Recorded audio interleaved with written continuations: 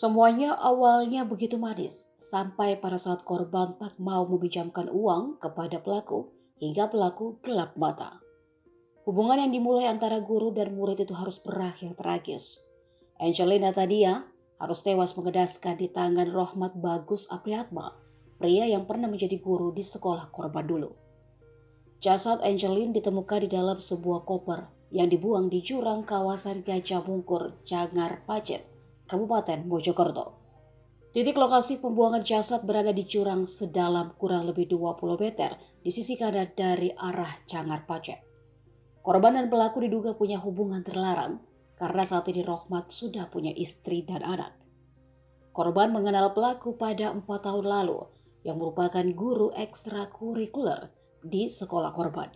Sepengetahuan Anna Mariana, ibu korban, putrinya dan pelaku tergabung dalam satu grup band. Kebetulan posisi anaknya menjadi gitaris. Hubungan spesial antara korban dan pelaku disinyalir selama ini disembunyikan keduanya dari keluarga. Di hari terakhir korban menghilang, 3 Mei 2023, ia keluar dari rumah menggunakan mobil expander dan pamitan akan mengikuti ujian di kampus. Sejak saat itu korban menghilang secara misterius. Nyatanya korban dihabisi oleh tersangka di sebuah apartemen kawasan Surabaya Timur dengan menjerat leher korban. Saat Angelin dikabarkan hilang, tersiarlah kabar ada mahasiswi yang pernah melihat korban bersama pelaku berada di sebuah apartemen di wilayah Surabaya Timur. Keluarga pun mengecek informasi itu.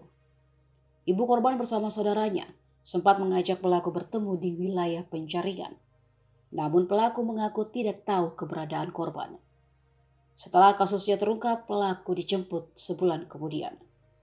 Pengakuan pelaku kepada polisi, ia awalnya ingin meminjam uang kepada korban, namun ditolak.